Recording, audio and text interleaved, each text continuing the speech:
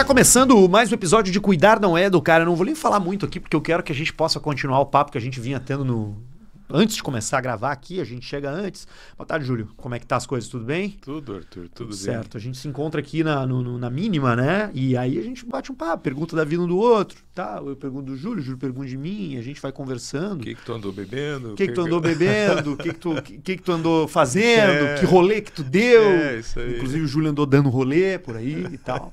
Né? E a gente vai emendando coisas, vai falando de vários assuntos, porque o Júlio é um cara bom de conversar. Né? Tu acha? A gente até fala aqui que tinha que manter o microfone ligado já no corredor, porque não dá para gastar muito assunto. A gente conversa um monte antes do programa e depois perde aquela coisa da originalidade. Né? E a gente estava falando sobre um assunto que... Eu já vou introduzir, tá, Júlio? Vai. Vamos lá. Eu não sei nem o que tu vai falar. Não, então, a gente tava comentando sobre essa mudança que há em alguns momentos da vida, e aqui no podcast a gente fala sobre crianças, sobre famílias, né? E eu me tornei pai muito recentemente, e o Júlio falou assim, pô, Arthur, tu já parou pra pensar que as tuas filhas vão conhecer um cara que mais ninguém conhece? E eu achei interessante esse raciocínio, porque de fato, né? É um clichê, mas muita gente fala, ó, nasce os filhos, nasce também um pai, né? Uma mãe, uma pessoa completamente diferente e que os amigos não conhecem, né? Aquele cara que saía, que tomava trago, que fazia zoeira, que não era conta tudo. Não, tudo não, até porque né, não dá, o horário não permite. Mas a gente muda mesmo, né, Júlio? É outra pessoa, cara. Isso é mind-blowing. Fala um pouco mais. Não, pois porque é. Essa tua mudança é recente. Mas eu não sei, eu não tempo. consigo identificar isso, assim, entendeu? Eu sinceramente, assim, eu não consigo ver, assim, mas eu acredito, eu compro essa ideia aí. Você sabe que os meus filhos, e eu acho que, por exemplo, eu vou pensar no meu pai, que já faleceu. Eu acho que o meu pai, ele, pessoa física, que fazia as coisas, eu não tive a oportunidade de conhecer um homem como os amigos dele tiveram, ou as amigas, ou os funcionários, ou sei lá. Eu não tive, eu conheci um pai. Sim, é isso, né? Um pai que, sim, não tem dinheiro que chega, sim, agora sim. Agora pode, deixa eu te ensinar como é que faz. Quer dizer, o tempo todo... Era outro cara. É um outro cara, Eu era assim, eu era assim com meus filhos. Isso não, isso sim, agora não dá. Vai fazer os temas, tu não consegue estudar porque tu tem que fazer desse jeito aqui, larga a televisão, o tempo todo... Mas aí a pergunta que eu te faço é, o cara precisa mudar? Ele precisa se tornar uma pessoa diferente? Não, mas eu acho que não é que precisa, não precisa, acontece. Mas com alguns não acontece, né? Não, mas esses dão no pé daí. Então, exato, esses caras caem fora. Eles caem fora, eles não querem... Eles não querem lidar, não é comigo. Não, eu quero continuar só aquele cara. Esse novo repertório de experiências eu não quero. Não estou afim. Não estou afim. Eu não vou nem falar pejorativamente, eu não quero isso para mim. Engravidei a minha mulher, eu engravidei a namoradinha, eu engravidei não sei o quê, mas eu não quero. Eu quero continuar um cachorro mijando em tudo que é poste, entende? Boa metáfora. Então eu estava pensando, às vezes eu olhava para os amigos do meu pai, que iam, por exemplo, eles iam para as pescarias deles, né? Eu pensava assim, eu queria estar junto com esses loucos, para ver eles bebendo, para ver eles falando sacanagem, bobagem e tal, e virando a noite jogando carta, essas coisas todas. Algumas coisas, claro, que eu presenciei, mas eu tenho a impressão que a maioria dos pais não consegue, ou não pode, ou não devem ter uma espontaneidade de amizade como eram antes de serem pais com os seus filhos. Ou não dá, não sei bem. Tem casos, né? Eu conheço pessoas que têm essa relação com os pais, assim, uma coisa de participar com o pai exatamente disso, né? De uma vida que muitas vezes não combina com uma rotina de ter um filho e com as demandas que isso representa. Então leva pro bar junto... isso eu também fiz. Meu participa muito, assim, com os amigos do pai e tal. Meu pai tinha uma banda chamada Jazz Cevada. Tá brincando. Jazz Cevada, Jazz Cevada. E eles tocavam jazz? Tocavam jazz. Tomando cerveja? Tomando cerveja e comendo sardinha recheada com cebola. Home ops. Home ops, isso aí. Que eu também. Então Uma, ele me leva. uma iguaria, cara. Iguaria. Ele me levava junto, acho que porque a mãe mandava para ele não ir sozinho, então ele me levava. Eu tinha 5, 6 anos, eu tinha que ir junto lá. Então eu assistia. No ensaio. Não, no bar. No show. Eles tocavam no bar No mesmo. baile. No bar lá da cidade lá. E então ele tocava violão, às vezes ele tocava pandeiro, então eles se trocavam, coisas. Eu fiz muitas coisas com meu pai, mas eu tenho a impressão que a gente nunca é completamente à vontade, e talvez não deva ser completamente à vontade com os filhos, mas eu não sei explicar por que isso acontece. Deve ter muitas explicações, mas assim... nós estamos falando sobre esse assunto, né? Que como às vezes família é uma entidade inviolável, cautelosa, e às vezes é meio pesada, meio mal-humorada, tudo é perigoso, tudo não deve, tudo é risco. É engraçado isso, né? E a gente estava falando antes, né, de que tu vê que a família é um negócio tão... deixa a gente tão sério às vezes, que ela é até usada como disputa política. Sim, né? Claro. É como que se... Ela tem um lado, né? A família, né? Ela tem um lado, né? Então a gente tem... como é que eu vou dizer? Por exemplo, o medo de a família ser destruída por não sei quem. Então a gente tem que lutar pela família como se ela fosse destruída por alguma coisa. Eu não consigo imaginar que isso seja possível, porque se o cara gosta da mulher e a mulher gosta do cara e a gente gosta dos filhos, ninguém vai destruir a família. Isso não existe. A família, ela sempre, para mim, ela é uma coisa de implosão, de dentro para fora. Mas eu acho que é uma forma de ver como uma coisa meio imaculada, assim, algo que tu deve ter muito cuidado ao mexer, porque se tu manchar pode pegar mal, se tu destruir, então, porra, nem se fala, temos que proteger a todos os custos, né? Interessante isso. Então eu acho que tem uma coisa que talvez, obviamente, né, algo cultural, né, para generalizar assim, né, de uma maneira muito simples, mas é muito sagrada a família, né? Pois é. Ela é sagrada, ela não pode profanar, né? É uma coisa. Só que aí entram as diferentes interpretações disso, né? Hoje tem mãe de pet, pai de pet, né? Gera até algumas discussões. Rola até algumas discussões nas redes sociais no Dia das Mães, que as pessoas, algumas postam lá, mãe de pet não é mãe. Né? Ou famílias diversas mesmo, né? Muitas vezes. Então, eu acho que isso é algo caro pra gente. Até pra quem a gente tá pensando que talvez não dê bola. Eu acho que tem importância, sabe? Mas é engraçado, porque eu tava pensando essa semana... porque, assim, é possível fazer um programa tipo como esse aqui, divertido, debochado, não levando a sério as crianças ou a família, ou então com uma ironia e tal. E aí eu comecei a pensar, cara, mas isso é perigoso, as pessoas vão entender mal, ou não sei o quê, porque afinal de contas... Melhor ser claro. Melhor. Então, cuidar não é educar, já é uma terminologia provocativa. Então, de repente, a gente aqui está ensinando alguma coisa, como tem que ser melhor para não ser de outro jeito. Né? E, na verdade, essa é a nossa conversa, dois interessados no assunto que trocam ideias e algumas pessoas gostam de conversar, escutar nós dois e de repente aprendem alguma coisa. Mas pode ser mais leve, sim, né? Nosso objetivo é ajudar a pensar, não é nem o certo e nem o errado. O objetivo é ajudar a pensar, porque a melhor coisa que a gente pode ter na vida é sair do âmbito do medo, do errado, para pensar como resolver. Isso é cuidado. Isso é cuidado. Isso é cuidar. Pensar como resolver é melhor do que pensar como não fazer errado. Cara, um bom plano. Não, sabe que eu acho que talvez o peso da família esteja nessa coisa do certo e errado, como fica forte, né? Será que é certo a criança dormir com o pai e com a mãe? Será que é errado? Será que é certo usar o celular? Será que é errado usar o celular? Não é simplesmente se faz bem ou mal, é certo e errado.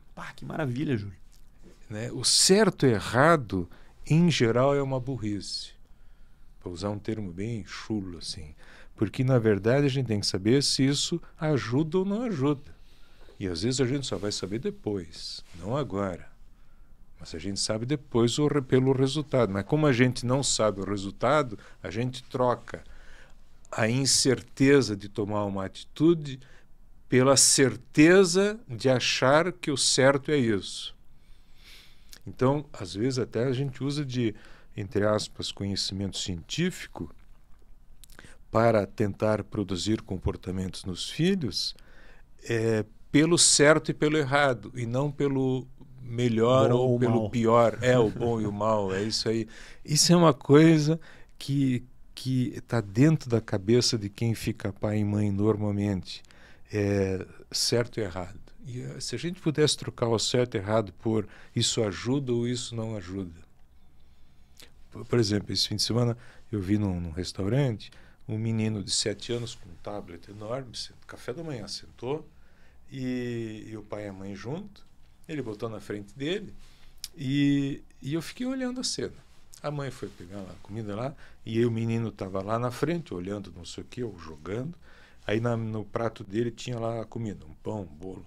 Aí o pai sentado do outro lado da mesa, como eu aqui, eu sou o menino, tu ali, tu te levantou assim por sua mesa e começou a picar o bolo para ele comer com o garfinho enquanto assistia o tablet, né?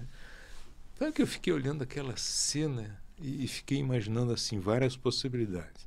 Pô, mas como é que pode? Um menino de 7 anos, 7 da manhã, 8 da manhã, na frente de um tablet, e o pai esmigalhando ali para ele comer sossegado para poder prestar atenção. Ou eu pensei, será que o pai não tem preguiça de fazer isso? De tentar, inclusive, cortar o bolo? Se o pai se desse conta que é um trabalho a mais que ele tem para fazer isso, ele não faria, talvez, né? Ou então, pedir para o menino, olha, corta tu, não deixa de comer. Mas a cena é uma cena cheia de possibilidades. Sim. Mas se a gente for pelo certo e errado, a gente vai criticar todo mundo ali. Sim. Agora, se a gente for pro o que ajuda e o que não ajuda, pode ser que a gente tenha... Tem mais espaço de manobra, né? para todos os lados, né? Para todos os lados. Então, eu fiquei pensando isso essa semana, Arthur, como às vezes o peso que a ideia de família gera na vida das pessoas inibe o pensamento e cria a moral. Né? Eu posso saber por mim, assim, várias vezes eu me peguei com meus filhos julgando eles, assim, mesmo que não explicitamente, mas também explicitamente, tá errado, tu vai te dar mal se fizer isso, e pararei e tal. E depois eu pensava, mas eu estou antecipando uma coisa que eu não sei se vai ser assim. Segundo, eles têm que, numa certa medida, poder descobrir se isso é bom ou ruim para eles. Isso é um dilema que a gente vive o tempo todo como pai e como mãe, né? Decidir essa... Autonomia, exercício da autonomia. A autonomia versus o limite. Isso é um dilema sempre dentro da nossa cabeça, né? E talvez esse dilema, se a gente não tolere, a gente vai para o lado da coisa ficando pesada. Vai dar errado, vai dar problema, eles vão se perder na vida. E é engraçado isso. Por isso que eu estava essa semana com esse assunto na cabeça, que eu dividi contigo, né? Se a gente consegue imaginar de que as pessoas que estão nos escutando, ou nos vendo também, elas conseguem perceber como às vezes a família se torna um peso. Mas não simplesmente porque tem que ganhar mais dinheiro para sustentar mais gente, ou porque tem mais doença que acontece, essas coisas todas. Mas é um peso moral que cria sobre a gente, e que isso inibe a nossa própria liberdade, com liberdade no sentido de uma conversa menos pesada com as crianças. Fora os maus-tratos, que sobre isso eu não quero falar hoje, no caso dele. Mas é uma conversa pesada, aterradora, tu vai te dar mal, tu vai ser um bandido, tu vai te dar mal, tu não vai conseguir nada, tu não vai conseguir te sustentar, essas coisas todas, né, que acontecem quando a gente vai para o lado do peso moral do convívio, né? Do fazer certo ou fazer errado. Ir para o certo. Pois não deixa de ser uma ferramenta, né? Ver a família quase como uma ferramenta, né? De educação, né? Ao invés de, daqui a pouco, ir pelo lado do cuidado, que é justamente isso que tu tá propondo aqui, né? De buscar ver, talvez, como é que é? Ajuda ou não ajuda? Ao invés de ajuda ou não certo ajuda. Certo ou errado. Né? É mais carinhoso isso, né? E exige do adulto uma disponibilidade de não ficar prisioneiro de crenças, mas estar... Eu até peguei uma frase... Tu conhece esse livro? Qual que é esse aí? Roland Barthes. A Aula. Não. Da área de recomendações agora. Tá aí. Recomendo esse livro. Recomendo esse livro também. A Aula é a conferência de posse dele na... Quem é Roland Barthes? Roland Barthes era um professor de literatura, poeta, escritor. Ele assumiu a cadeira do Michel Foucault. Quando o Michel Foucault morreu, ele assumiu a vaga do Michel Foucault na Universidade de Paris. Então ele fez uma conferência de apresentação dele e é muito lindo, é realmente muito interessante. Aí ele diz o seguinte, entre tantas coisas aqui: a ciência é grosseira, a vida é sutil e é para corrigir essa distância que a literatura nos importa. A ciência grosseira quer dizer o seguinte: ela trabalha com parâmetros que se repetem. Interessa à ciência aquilo que se repete. Aquilo que é da variabilidade, a ciência não consegue acompanhar pelo método, não por desprezo. O método exige que a gente tenha uma percepção de como que as coisas acontecem com a frequência. Tá? A vida e a sua sutileza é a frequência e aquilo que tem de novo, que rompe, que não está na frequência. E aí, então, se a gente entende que a vida é sutileza, conversar, estar com nossos filhos só pelo lado ou da crença moral ou da crença científica, dificulta que eu perceba qual é o problema real naquele momento. Então, se eu digo, o meu filho ele é assim por causa que ele é da geração Z, aí eu pego lá os códigos de comportamento do Z, aí meu filho é assim por causa dessa geração Z. E eu não consigo, fora dessa conceituação, conversar com ele com a emoção que ele está sentindo dentro dele. Mas eu vejo a emoção que está no livro. E isso dificulta que eu possa conversar com ele sem o receio, sem o preconceito, sem o julgamento moral. Por isso que eu acho importante que a gente entenda que quando eu tenho um problema dentro da minha casa, não é por causa do celular. Não é por causa que ele não quer estudar. Não é por causa de nada. É porque eu e ele não estamos convivendo bem. Porque se é o meu convívio com ele, eu tenho o que fazer. Se é o problema do celular, eu vou ter que então fechar as empresas de tecnologia, o que não é possível. Não tem como fazer isso. Então, eu tenho que saber que eu preciso facilitar a minha vida com o meu filho, com a minha filha, sabendo que o problema é entre eu e ele, e não por causa de agentes externos, que existem, mas não é eles que dificultam. O que dificulta é que eu não estou conectado nele, ou nela, né, no caso, né?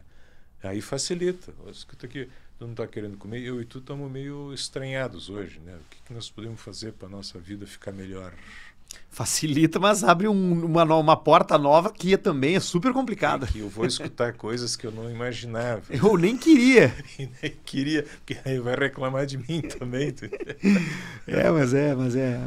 Mas é bacana. Então, a sutileza da vida, usando uma expressão do Roland Barthes, né? É a gente estar... isso também vale, por exemplo, para médico clínico e médico pesquisador, né? O médico clínico, de uma maneira geral, ele está atento ao que se repete no fenômeno patológico, mas ele também está atento às variabilidades que vamos dizer assim, que não consta na literatura a meu respeito. Né? Na literatura tem o respeito da doença que é comum a todo mundo, mas não tem a especificidade minha da doença. Então o médico clínico é aquele que ele tem que ter o conhecimento da frequência, mas ele tem que ter a liberdade de poder me olhar sem só enxergar aquilo que está previsto no código de patologia, por exemplo. Né? Isso também tem que acontecer dentro de casa, com a minha mulher, ou ela comigo e eu com meus filhos. Se a gente conseguir não conversar com eles com o peso moral, o peso do medo, mas conseguir conversar com eles com a sutileza da vida, pode ser que diminua um pouco as dificuldades, não todas, mas diminua um pouco.